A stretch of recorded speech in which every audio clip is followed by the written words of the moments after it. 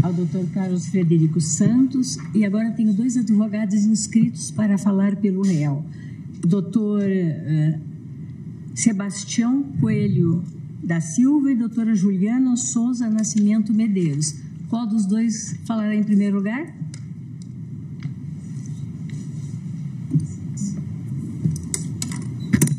Senhora Presidente, só para ordenar, eu vou falar no início. A doutora Juliana, que é quem acompanha o processo desde o início, trará uma parte e eu volto para a conclusão, mas dentro do tempo regimental. Pois não, doutor, o senhor está com a palavra, então.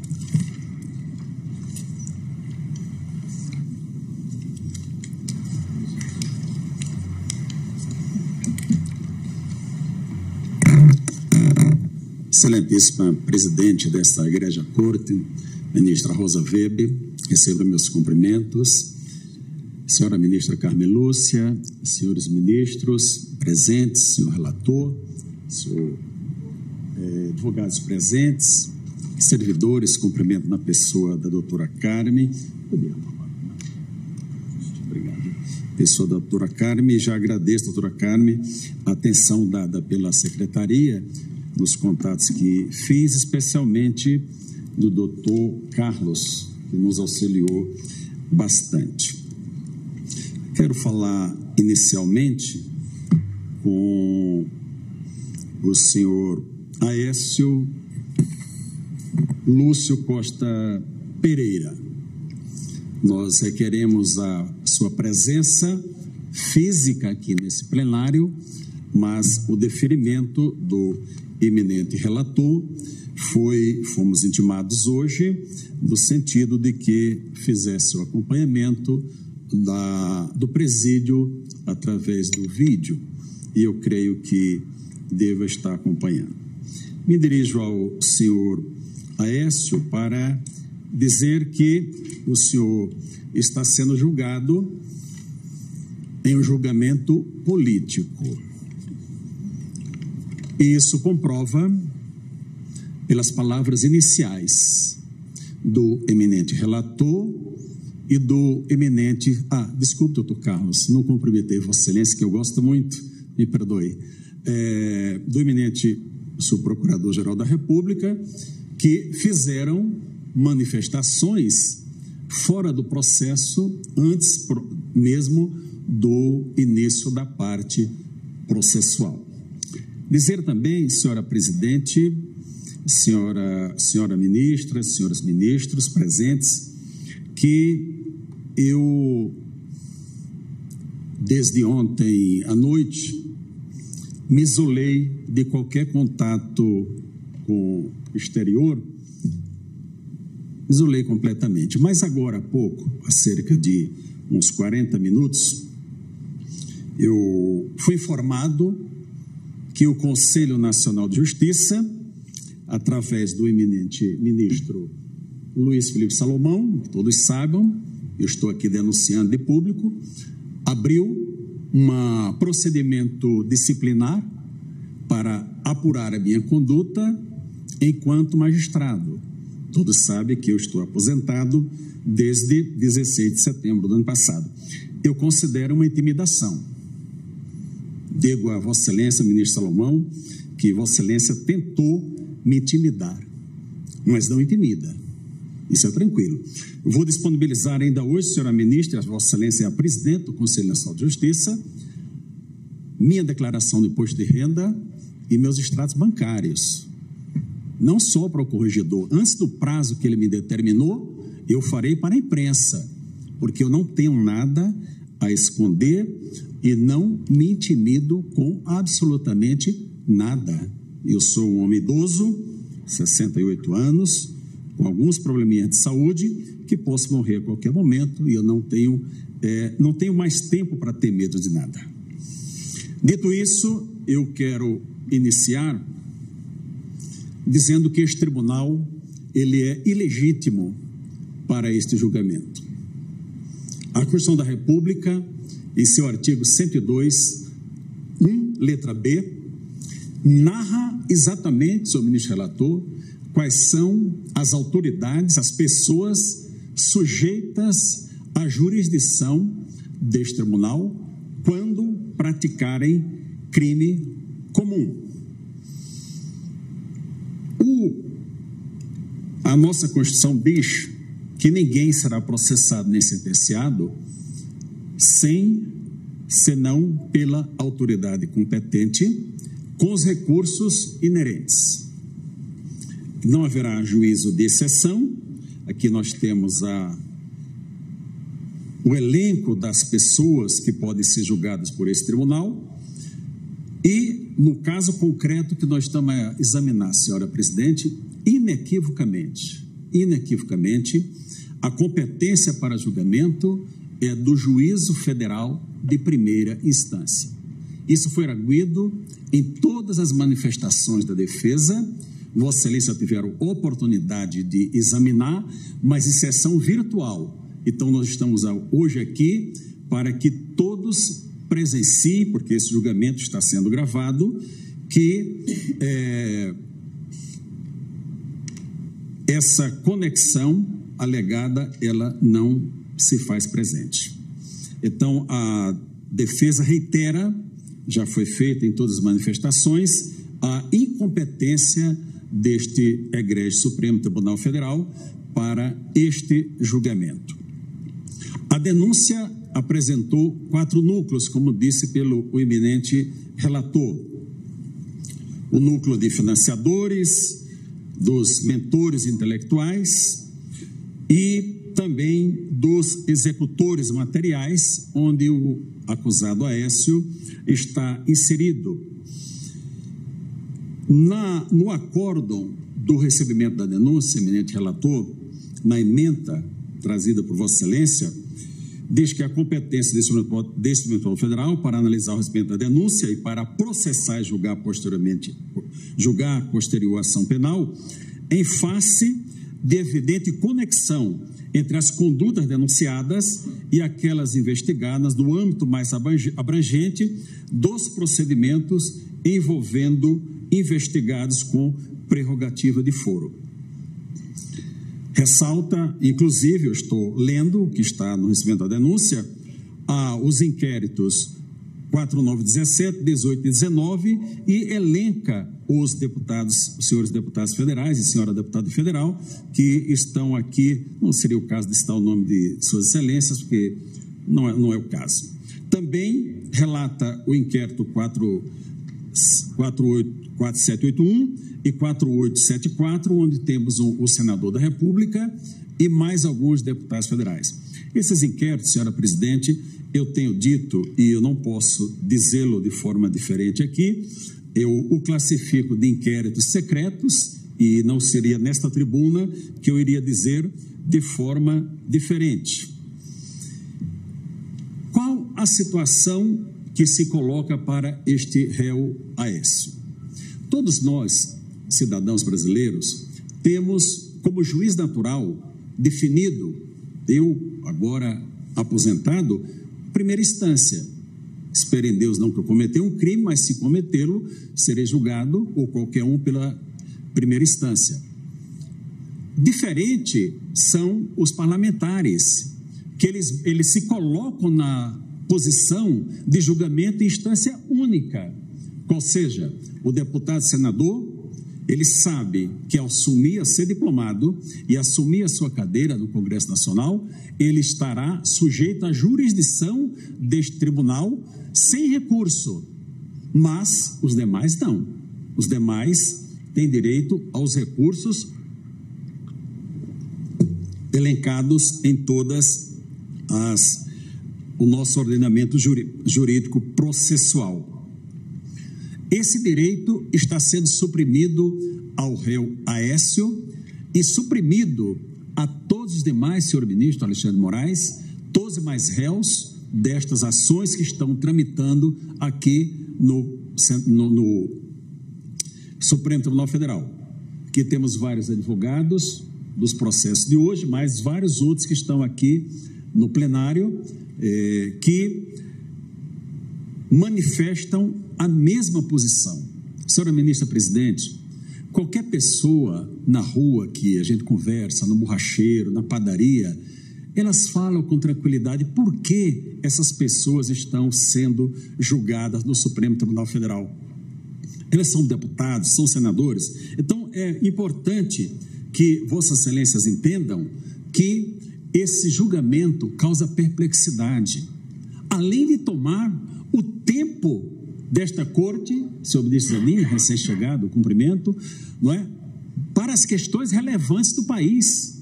Veja, Vossas Excelências passarão aqui uma manhã para julgar 2 processos, quando poderia julgar processos outros de relevância, de repercussão para o país inteiro. Então, isso tem que deixar bem claro, bem assentado, de que esta corte, os senhores hão de refletir que não é razoável trazer este julgamento para dentro deste tribunal. Prosseguindo, quero dizer, senhor ministro Alexandre de Moraes, que a defesa, em várias oportunidades, arguiu a suspeição de Vossa Excelência.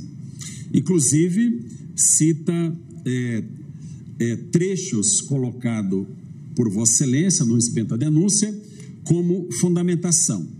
Mas nós temos que ser fiel aos fatos, à realidade. A defesa não usou o procedimento adequado dos artigos 277 e 278 deste regimento interno, portanto, eu não vou me alongar nessa matéria, porque ela não tem o pressuposto básico, mas entenda, Vossa Excelência, que a defesa, o Aécio, entendem que Vossa Excelência é suspeito para julgar esse caso e Vossa Excelência pode fazê-lo a qualquer momento, que a suspeição é foro íntimo, o julgador pode a qualquer momento dizer eu sou suspeito por tudo que aconteceu e fazê-lo. Então, apelo a Vossa Excelência o faça agora, antes de iniciar o julgamento propriamente dito. A denúncia traz a grande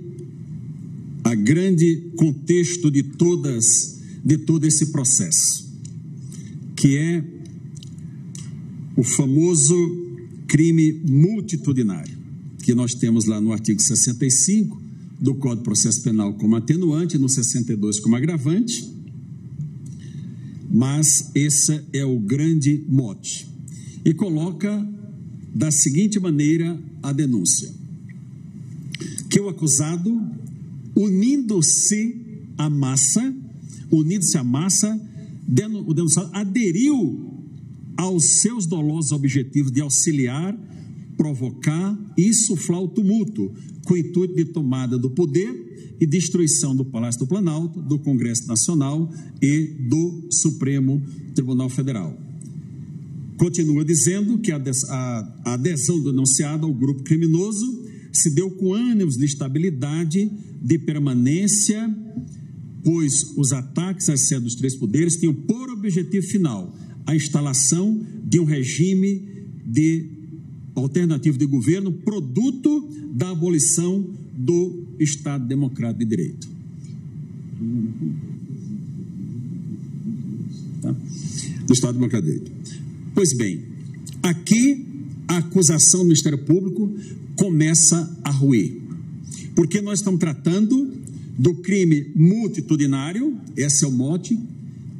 Inclusive, no recebimento da denúncia, o eminente relator traz vários autores falando sobre o crime multitudinário e cita, por exemplo, a questão do estádio de futebol, que todos naquela euforia praticam diversos crimes e não há necessidade de individualização da conduta. Pois bem, na denúncia aqui desse processo, senhor ministro Barroso, futuro presidente desse tribunal, o Ministério Público esquematiza, dizendo, olha, há um núcleo intelectual, há um núcleo financiador, há um núcleo executor, que é o 4º núcleo que está o acusado, e há o núcleo das autoridades de Estado que se omitiram. Veja, ao colocar Aécio dentro de um núcleo determinado, que ações com estabilidade, como disse o eminente subprocurador-geral da República, ele está colocando que ele tinha uma missão específica dentro dessa organização criminosa que permanentemente estável, estava instalada para a derrubada do poder, para o famoso golpe de Estado. Diz mais a denúncia, que em data incerta, mas iniciada ao menos a partir de 30 de outubro, milhares de pessoas de forma armada associaram-se. Então, o Ministério Público, no seu entender, tem os dados que colocam o Aécio dentro deste processo como membro de uma organização criminosa cuja missão era executar, recebendo a ordem do mentor intelectual, o financiamento de quem possivelmente financiou esse golpe, essa tentativa de golpe de Estado, e as autoridades omissas. Então, ele tinha uma missão específica. Se ele tinha uma missão específica, caberia ao Ministério Público, data vênia, dizer: a missão do Aécio foi esta. A citação dos 300 e poucos reais que ele fala que doou, na verdade, nada mais fez do que pagar a sua passagem para vir a Brasília. Não há nos autos nenhuma prova que a Aécio tenha recebido um centavo de qualquer pessoa, que tenha passado um centavo para qualquer pessoa. Pois bem, vem a denúncia e coloca 3 fotos. E colocou, segundo os advogados me informaram, em quase todos os processos, 3 fotos: greve geral, tomada de poder, comunicado, na denúncia do Aécio. Mas essas fotos, senhoras ministras, não foram encontradas no celular do Aécio. Essas fotos são como essas faixas que estavam nas ruas, por todos os lugares. Não tem qualquer vinculação do Aécio com a responsabilidade dessas fotos. Em seu celular não foi apreendido esse material, recebendo ou repassando, e poderia até ter recebido. Eu recebo muitas coisas do meu celular, que aliás vai ficar aqui à disposição do tribunal quando eu terminar a minha citação oral.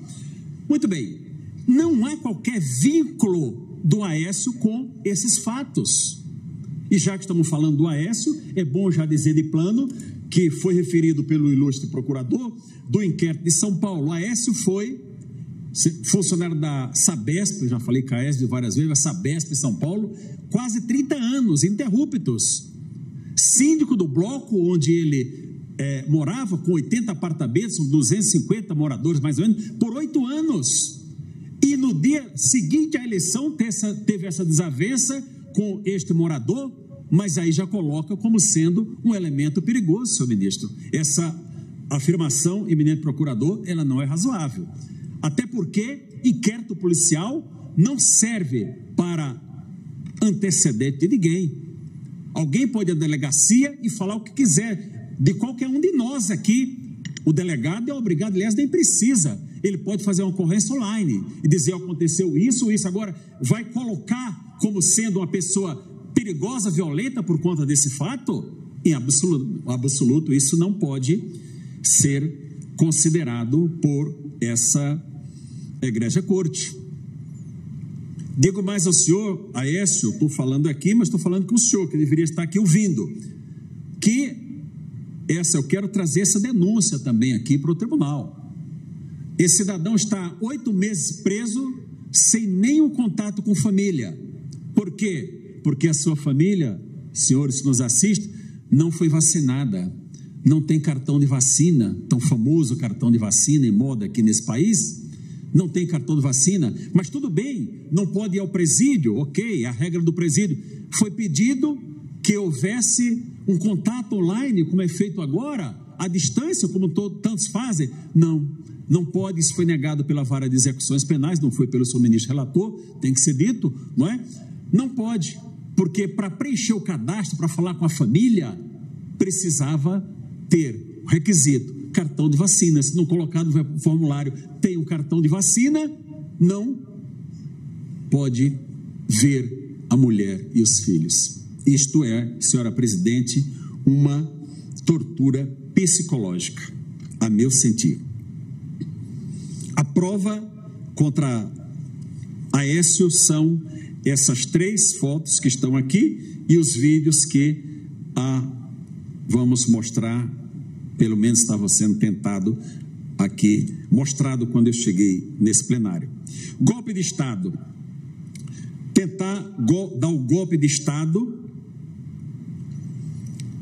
sem arma. As armas que nós temos aqui neste processo são canivetes, bolinhas de gude, machado. É isso. São as armas para o golpe de Estado. Colocado, deixando claro que não tinha nenhum quartel de prontidão. Quem iria assumir o poder se houvesse um golpe de Estado? Qual era a unidade que estava preparada para assumir?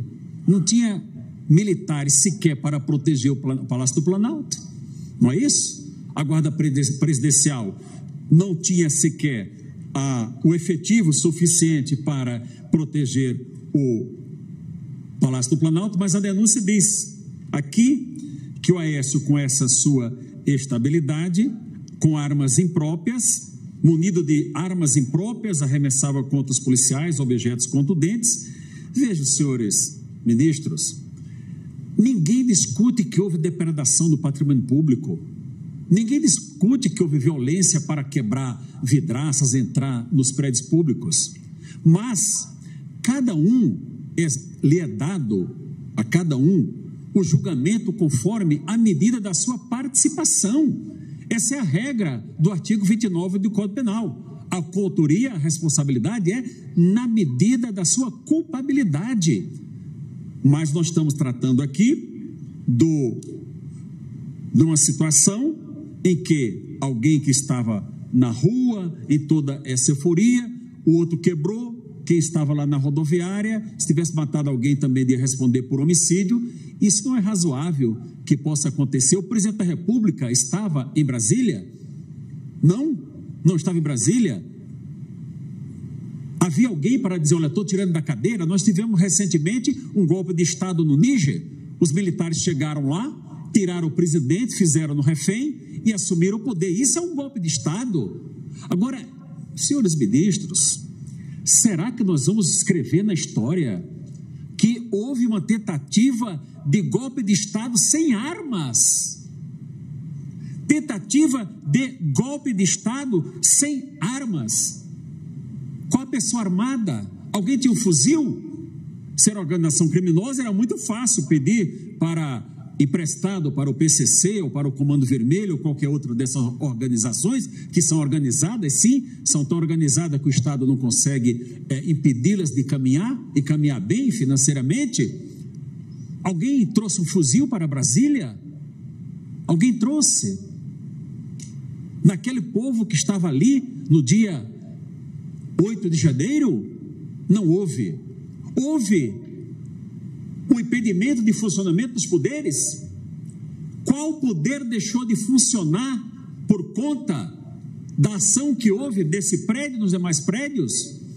Esse Supremo Tribunal Federal estava em recesso, o Congresso estava em recesso, o presidente da República, no dia seguinte, fez reunião com Vossas Excelências, lá no Palácio do Planalto, saíram todos, caminharam até aqui, esse Supremo. Houve um só dia que os poderes não funcionaram? Nem um só dia. O Ministério Público diz, olha, mas houve necessidade de repor. Claro, houve dano, quebrou. É claro que houve um período para recompor todo esse plenário, que ficou lindo, aliás, não é? Houve um tempo para isso, mas impediu algum dia de funcionar? Os senhores ministros estavam aqui em Brasília, aqui no prédio? Parece-me que não. Tinha algum deputado no prédio? Um domingo. Não é razoável dizer que houve tentativa de impedir o funcionamento dos poderes. Com relação ao dano, isso é indiscutível. Com relação à destruição ou danificação de material cultural protegido, a denúncia não diz qual.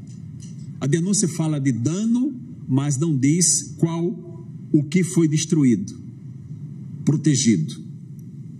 A conduta do Aécio, a doutora Juliana vai mostrar aqui para os senhores já. O que temos contra Aécio, concretamente, só isso, não existe mais nada. Não existe mais nada. 2 vídeos que foram encontrados em seu celular, e um vídeo que saiu na imprensa, mas não foi encontrado em seu celular. O que disse um dos vídeos?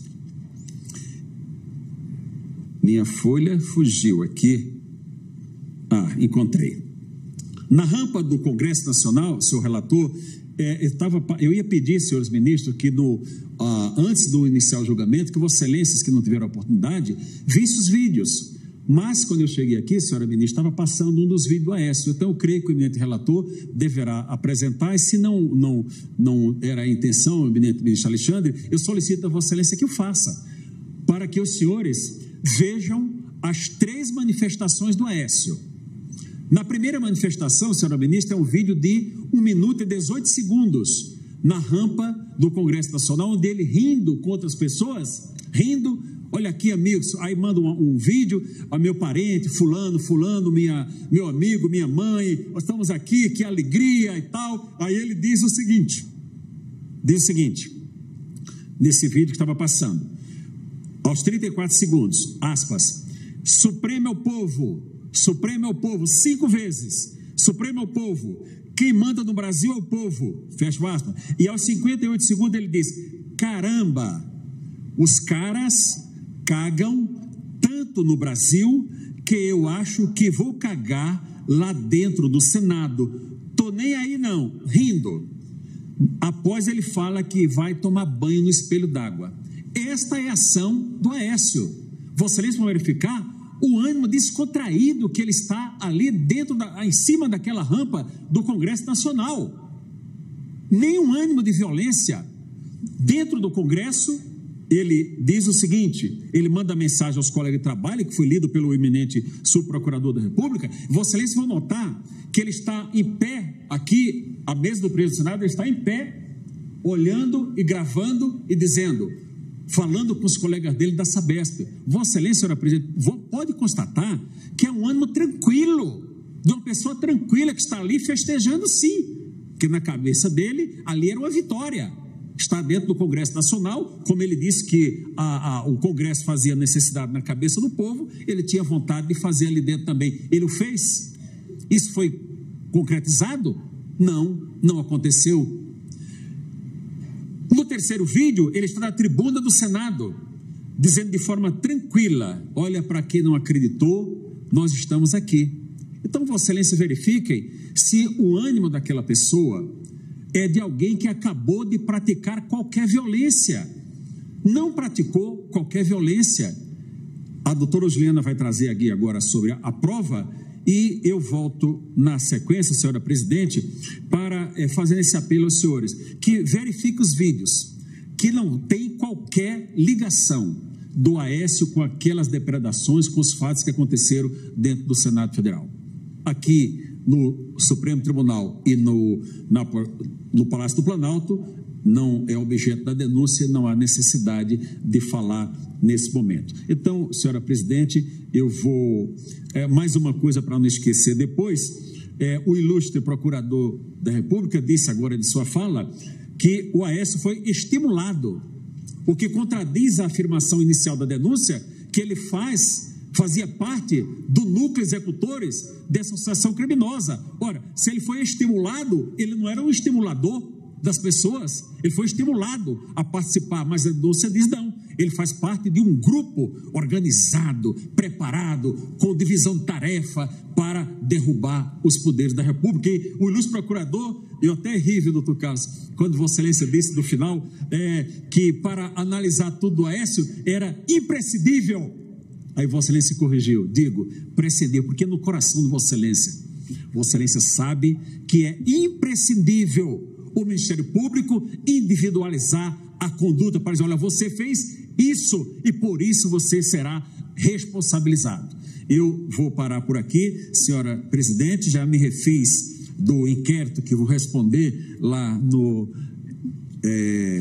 CNJ, pena que Vossa Excelência não está na presidência, né? Mas serei, o ministro Barroso estará na presidência lá do CNJ, e se eu responder, será com muita tranquilidade. Ainda hoje, volto a dizer, disponibilizarei minha declaração de imposto de renda, que aliás nem precisava o ministro Salomão fazer isso, porque o servidor público é obrigado a entregar ao TCU. A declaração de imposto de renda já está lá há muito tempo. Senhora Presidente, eu agradeço essa etapa e retorno em seguida. Muito obrigado, doutora Juliana. Obrigada, doutor Sebastião. Chamo agora à tribuna a doutora Juliana Souza Nascimento Medeiros. Excelentíssima ministra presidente, excelentíssimo ministro relator, eminente ministra e ministros, subprocurador-geral da República e demais colegas aqui presentes, os meus cumprimentos. Bom, nesta oportunidade, eu tratarei aqui sobre as provas da estação penal. E, primeiramente, ressalto neste momento que Aécio não estava em posse de qualquer objeto perigoso, arma ou qualquer outro tipo de instrumento que pudesse oferecer risco à integridade física de alguém ou ao próprio bem público. Fato que é comprovado pelo auto de apreensão IP 01 de 2023 da Polícia Legislativa do Senado Federal. Quando Aécio foi detido, ele estava apenas com o seu celular, a mochila, uma garrafa de água e uma barraca. As acusações contra Aécio não individualizam a conduta do acusado e não descrevem claramente como teria participado desses crimes. Além disso, as imagens das câmeras de segurança do Congresso Nacional, elas não corroboram as acusações, pois não mostram Aécio cometendo qualquer ato violento.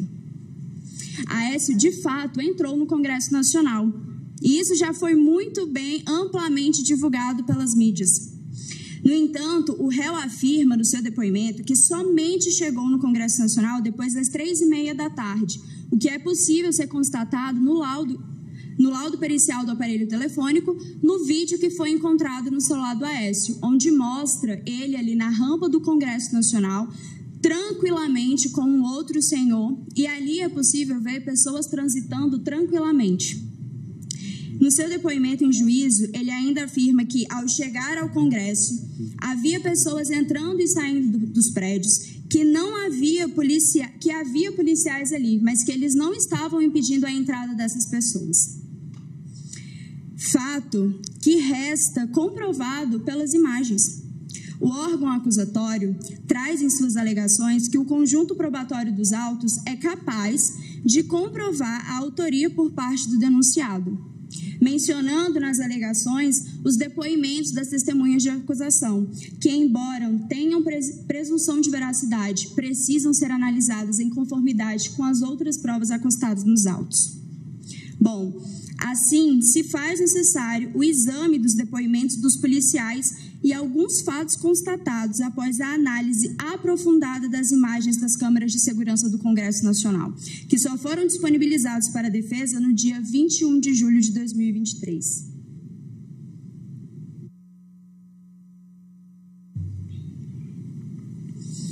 Bom, pelas imagens que analisamos, o réu entra no plenário do Senado Federal exatamente às 4h46 da tarde. Ele está vindo do Salão Azul e, naquele momento das imagens, é possível verificar e diferenciar grupos de pessoas que estavam agressivas e grupos de pessoas que estavam pacíficas. Tanto que, nesse momento, é notório ver que o réu ele se encosta em um canto e ele fica mexendo no seu celular enquanto está acontecendo ali, aquelas pessoas estão ali.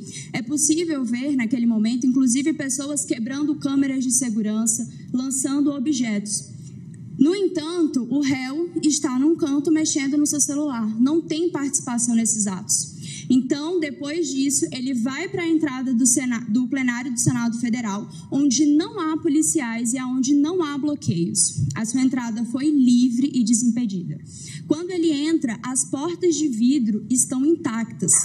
E menciono isso porque no laudo dos bens afetados do Senado Federal, mencionam que as portas de vidro do plenário foram quebradas.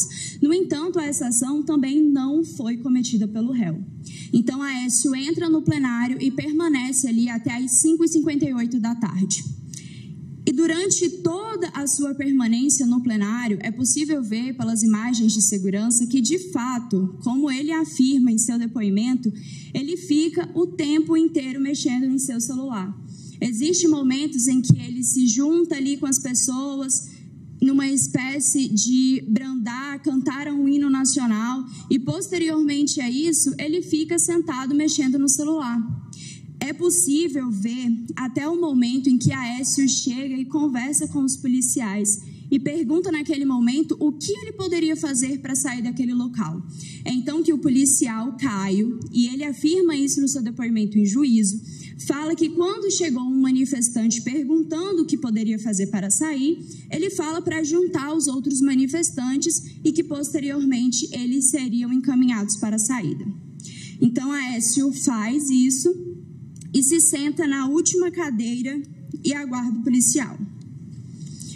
Bom, passando a analisar exatamente os depoimentos dos policiais, tanto em audiência como nos depoimentos do auto de prisão em flagrante das testemunhas, eles informam que os manifestantes tinham feito barricadas nas entradas do plenário e que os manifestantes não iam conseguir sair, que eles não tinham como sair porque as entradas estavam fechadas. Isso afirma o policial Wallace no seu depoimento em juízo. E ele afirma ainda que os policiais só conseguiram uma entrada e que não iriam conseguir conter porque só tinha 5 policiais contra 40 manifestantes. Essa afirmativa ela é parcialmente concordante com as imagens, porque somente a entrada pela imprensa tinha barricada. No entanto, existem 5 formas de acessar o plenário do Senado Federal e, naquele momento, as 4 estavam liberadas. Inclusive, a filmagem mostra que são os próprios manifestantes que estão ali dentro que removem as barricadas e liberam o acesso desses policiais dentro do plenário. Quando o policial afirma que não conseguiriam conter porque não tinha policiais suficientes, essa afirmativa não é totalmente concordante com as imagens, porque a Polícia Militar entrou no plenário com 17 policiais às 5h16, 8 minutos antes da Polícia Legislativa entrar com 6 policiais às 5h24. Se o objetivo era remover aqueles manifestantes, certamente naquele momento isso seria possível. A Polícia Militar, então, entra no plenário do Senado Federal às 5h16, verifica que talvez ali não houvesse ameaças e então alguns policiais se deslocam para outros locais. E permanece dentro do plenário 7 policiais, 2 nos acessos da entrada da cafeteria, 4 na entrada principal e outros dentro do plenário. Só então, a partir desse momento, é que existem policiais nas entradas do plenário do Senado Federal. O policial Wallace afirma ainda em seu depoimento no auto de prisão em flagrante que ali no plenário se concentravam os manifestantes mais agressivos. E essa afirmação foi feita por todas as testemunhas de acusação. Mas em juízo, quando o policial Wallace foi questionado sobre a foto que tirou com a manifestante, afirmou que elas pediram a foto e que elas estavam tranquilas. Então, posteriormente a isso, ele liberou essas manifestantes e elas saíram daquele local. Afirma ainda que o grupo era heterogêneo, pois tinha gente orando, tinha gente fazendo live, tinha gente tomando banho que caía, tinha gente gritando, e é uma afirmativa que é concordante com as imagens, porque pelas imagens nós podemos verificar que ali existiam grupos heterogêneos, grupos de pessoas que estavam sim mais agressivas e grupos de pessoas que estavam pacíficas. A testemunha Everaldo confirma o fato, pois em juízo afirma que não era todo mundo que estava agressivo e nem todo mundo estava passivo, que o grupo, de certa forma, era heterogêneo. No entanto, somente a testemunha Gilvan nega esse fato e afirma que ali era um grupo homogêneo.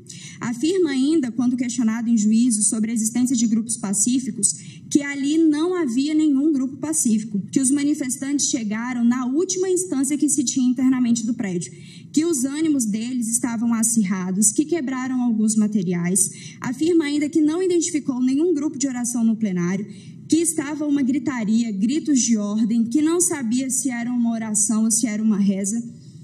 E sobre essas afirmativas do policial Gilvan, assim como já mencionado pelo douto subprocurador-geral, onde ele afirma que para essas pessoas terem entrado dentro do plenário anteriormente, elas já tinham quebrado, agredido os policiais, não é uma afirmativa totalmente concordante com as imagens, porque ali nós vemos que existiram pessoas que entraram dentro do plenário federal sem ter praticado qualquer um desses atos. Bom, o Gilvan Xavier, quando ele entra no plenário, ele passa pelo menos por 2 grupos de pessoas que estavam orando ali na sua frente. Aparentemente, nesse momento que ele está no plenário, pelas imagens, não é possível identificar pessoas gritando ao mesmo tempo. Ali permaneceu em torno de 40 pessoas aproximadamente. Isso porque, às 6h43, grupos do Salão Negro e do Salão Verde entram no plenário. E nesses grupos é possível diferenciar o ânimo dessas pessoas, como eu já mencionei anteriormente. É possível ver pessoas que estavam com os ânimos acirrados, que estavam agressivas, e pessoas que estavam pacíficas. Então, às 5 horas da tarde, a maioria desses manifestantes que entraram no plenário saem e o policial só entra no plenário às 5h24. Ele afirma ainda que não se recorda se foram liberados os manifestantes. No entanto, 9 pessoas foram retiradas do plenário após a entrada dos policiais legislativos. Contudo, eu posso destacar nesse momento que minutos antes de retornar ao plenário pela segunda vez, o policial Xavier recebe uma ligação. E em audiência, quando questionado, ele até afirma que recebeu uma ligação do senador Rodrigo Pacheco. Então, ele recebe essa ligação nas escadarias do Salão Negro com o Salão Azul, caminha pelo Salão Negro e, ao término dessa ligação, ele retorna ao plenário às 5h50 e fala com os policiais que estão ali, parecendo que ele estava passando algum tipo de instrução. E é então, a partir desse momento, que todas as pessoas que pediram para sair, saem pelo acesso da imprensa. E todos que saem por ali são encaminhados para a delegacia do Senado Federal e, posteriormente, foram presos. É importante destacar que, neste momento, Aécio estava pronto para sair do plenário. É possível ver que, às 5h50, Aécio conversa com o policial, como falei aqui no início, e ele fica ali esperando esse policial. Então, após o policial Gilvan conversar com todos os policiais que estavam presentes, Aécio, então, é conduzido pela sala de imprensa, sem oferecer qualquer tipo de resistência, sem ser algemado, simplesmente saiu, sem nem precisar de qualquer escolta policial. E ele foi acompanhado por outros manifestantes que estavam ali. E dessa forma, como também mencionado pelo subprocurador, que o policial Gilvan, que é testemunha de acusação, afirma que deu voz de prisão para todos os manifestantes que estavam no plenário. No entanto, essa afirmativa, para ela estar em conformidade com as provas, que são as filmagens das câmeras de segurança do Congresso Nacional, esse momento da voz de prisão só se deu, então, por volta das 7h31 da noite, pois esse é o único momento em que o policial vai até a frente do plenário e se comunica com os manifestantes que ainda estão ali. Contudo, Aécio sai do plenário às 5h58, aproximadamente 1h30 antes desse momento, sem sequer ter falado com Gilvan, tendo recebido a voz de prisão somente no momento de seu depoimento na delegacia do Senado Federal, e isso se deu por volta de meia-noite. As filmagens, além de apontar controvérsias nos depoimentos das testemunhas de acusação, comprovam que Aécio não praticou nenhuma conduta típica dos crimes, pois, para todos os crimes que foram imputados, é necessária uma conduta de violência ou grave ameaça. Sequer tinha conhecimento acerca dos cartazes que o doutor Sebastião mostrou aqui para Vossas Excelências. Nem mesmo eles foram encontrados no aparelho telefônico do réu. Muito embora exista vídeos de Aécio, que foi amplamente divulgado e apontado na peça acusatória, tal prova não fornece segurança suficiente para apontar a autoria dos crimes imputados, tendo em vista também que os depoimentos das próprias testemunhas de acusação não são suficientes para comprovar a autoria de Aécio nestes crimes, pois não reconhecerão o réu, não foram agredidos ou ameaçados dentro do plenário, não testemunharam ali dentro nenhum ato de vandalismo ou de depredação e não visualizaram ali qualquer tipo de arma branca, bombas de gás ou estilingues ou bolinhas de gude.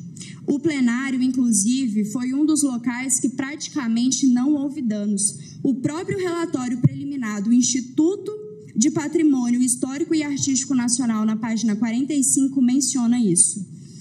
A denúncia, que é reiterada nas alegações finais, imputa a existência de vários fatos típicos genericamente a todas as pessoas que estavam presentes no dia 8 de janeiro, sem que se possa saber efetivamente quem teria agido de tal ou qual maneira, quem teria ou não cometido os crimes. A acusação se utiliza da fórmula geral de imputar aos denunciados localizados e presos nas sedes do Congresso Nacional e Palácio do Planalto a responsabilidade integral pelos atos de vandalismo cometidos em cada um desses prédios. Destaco que as denúncias e as alegações finais ofertadas contra todos os investigados no âmbito do inquérito 4922 se diferenciam basicamente em relação aos locais em que cada grupo de denunciado foi preso e em relação aos bens destruídos em cada prédio. Como se todas as pessoas presas nessas sedes ou em suas imediações tivessem indistintamente realizado ou concorrido com dolo para a realização dos atos de vandalismo e cometido crimes pelos quais foram acusados. No sistema acusatório, quem acusa tem o ônus da prova. E as filmagens que foram solicitadas nas cotas ministeriais que acompanharam as denúncias não foram citadas nas alegações finais do subprocurador-geral da República. Tal realidade viola os princípios constitucionais da ampla defesa e do contraditório e do devido processo legal, bem como viola o fundamento da responsabilidade penal subjetiva, ensejando nulidade absoluta no processo, haja vista que um édito condenatório baseado em uma denúncia carente também peca com a falta dos mesmos requisitos. Dessa forma, o Código Penal brasileiro adota a teoria da responsabilidade penal subjetiva. Logo, a responsabilidade penal ela só pode cair em um indivíduo quando este comete uma conduta ativa ou quando deixa de fazer algo. Se não existir nenhum dos dois, não há fato típico por inexistência de conduta. A teoria finalista é clara quando dispõe que, além de uma conduta, se deve haver dolo ou culpa, não havendo qualquer um desses, inexiste fato típico. É o que nos ensina o artigo 18, especialmente em seu parágrafo único. Em um Estado que se consagra o princípio da presunção de inocência, não se pode admitir, num caso como esse, Vossas Excelências, que o dolo seja presumido, sob pena de inequívoca violação à regra do indúbio pro réu. E com a máxima vênia, além de grave, é ilegal, é injusto tentar imputar a alguém sem substrato fático nos autos a participação em crimes sem descrever o que o réu teria realizado ou como teria participado da prática específica de tais crimes. Pois, por mais que para a jurisprudência a denúncia não precise necessariamente descrever todos os detalhes minuciosamente, a instrução deve sim prover através de provas o que cada um fez ou deixou de fazer, tendo em vista o contraditório e a regra essencial de que cada indivíduo responda por um suposto crime na medida de sua culpabilidade. É o que nos ensina o artigo 29. Por fim, na instrução, ficou comprovada que a conduta do denunciado, de Aécio, não foi relevante para a consumação desses crimes. O próprio Ministério Público Federal, cujo qual não teve dificuldade ao acesso das imagens poderia ter realizado uma investigação criteriosa e aprofundada com a análise das imagens das câmeras de segurança do Congresso Nacional para identificar e apontar as condutas daqueles que, em grupo ou individualmente, concorreram para a realização dos atos de vandalismo. Assim, diante do quadro probatório colhido nos autos, verifica-se que não há provas suficientes aptas a demonstrar que o acusado teria participado ou cometido os crimes imputados a ele, merecendo ser absolvido com base nas disposições previstas no artigo 386, incisos 5 e 7 do Código de Processo Penal. Posto isso, e diante a ausência da individualização das condutas imputadas na acusação e diante da falta de provas contra Écio, não resta outra alternativa senão a absolvição do réu. E nesta oportunidade agradeço a atenção de Vossas Excelências e passo a palavra para o doutor Sebastião. Obrigada. Agradeço a doutora Juliana e concedo a palavra ao doutor Sebastião. Ainda 10 minutos. Doutor Sebastião. Agradeço, senhora presidente, mas se precisar mais um minutinho, né, que eu precisei usar alguns para me defender, não é? Aí eu peço a Vossa Excelência, mas vou tentar ficar dentro do tempo. Senhora presidente, senhores ministros, eu quero tratar agora do artigo 286 do Código Penal e tratar do núcleo das autoridades responsáveis por omissão imprópria trazida na denúncia. Vou tomar a sua água mesmo, né? Senhores ministros, os acampamentos em Brasília e no Brasil todo, todas aquelas pessoas que participaram, inclusive os que estão aqui denunciados, receberam a anuência tácita dos poderes da República. Todos. Os acampamentos da denúncia que, pelo menos de outubro de 2022, em Brasília, sob a responsabilidade, na área de responsabilidade do Comando Militar do Planalto, do senhor General Dutra, aquele mesmo que foi na Câmara Legislativa dizer: eu coloquei aqueles bobos todos dentro do ônibus para levar para a Polícia Federal. Não tomou providência, era sua responsabilidade, se era uma área militar, e todas as unidades de Brasília são da sua responsabilidade. No dia 11 de novembro, os comandantes da Marinha, do Exército e da Aeronáutica fizeram uma nota pública dizendo da necessidade de respeito, mas nessa nota colocaram uma transcrição, não citaram o artigo, mas colocaram a transcrição do artigo 359, letra T do Código Penal, onde diz que crítica aos poderes da República não constitui crime. Portanto, os comandantes militares disseram: permaneçam onde estão, que não acontece nada. Sinais dados para essas pessoas. Mas, no dia 12 de dezembro, houve a prisão do cacique Sererê, uma prisão desastrosa, porque o povo estava na rua, mas toda aquela depredação que houve foi razão da polícia ter prendido o cacique no meio da multidão. E incêndio, depredações, tudo visto por todos. Qual a providência do Comando Militar do Planalto? Nenhuma para retirar aquelas pessoas. Vamos à frente. 28 e 30 de dezembro, o senhor presidente da República, Jair Bolsonaro, nomeia os novos comandantes da Marinha, Exército e Aeronáutica a pedido do novo governo que iria assumir dia 1º de janeiro. Qual a providência que esses militares comandantes tomaram? Nenhuma. Nenhuma. Podiam ter dito: aquela nota valia para os comandantes anteriores, mas hoje não vale. A omissão dessas autoridades, dizendo: permaneçam nos acampamentos, vocês estão acobertados, aqui está o braço forte, a mão amiga. Essa foi a mensagem que passou, e agora todo mundo quer se focar nesses miseráveis que de boa fé estão respondendo nesses processos. Dia 12 ainda, o senhor ministro Flávio Dino, Justiça e Segurança Pública, não tinha ainda assumido mais o Ministério da Justiça, mas agiu como se já fosse o ministro e disse: isso acabou dia 1º de janeiro, tudo isso acaba. Qual a providência que ele tomou para o dia 1º de janeiro tirar essas pessoas do acampamento? Nenhuma. O ministro da Defesa, Zé Múcio, disse: deixa aí os acampamentos, até parentes eu tenho lá, isso vai se desenvolvendo sozinho mesmo. manteve aquela posição anterior do conjunto da segurança que permitiu e incentivou a permanência daquelas pessoas. Nós vamos para frente. O Ministério Público, que hoje vem aqui fazer essa acusação, começo, porque sabendo que crimes estavam cometidos nesses acampamentos, não tomou a devida providência.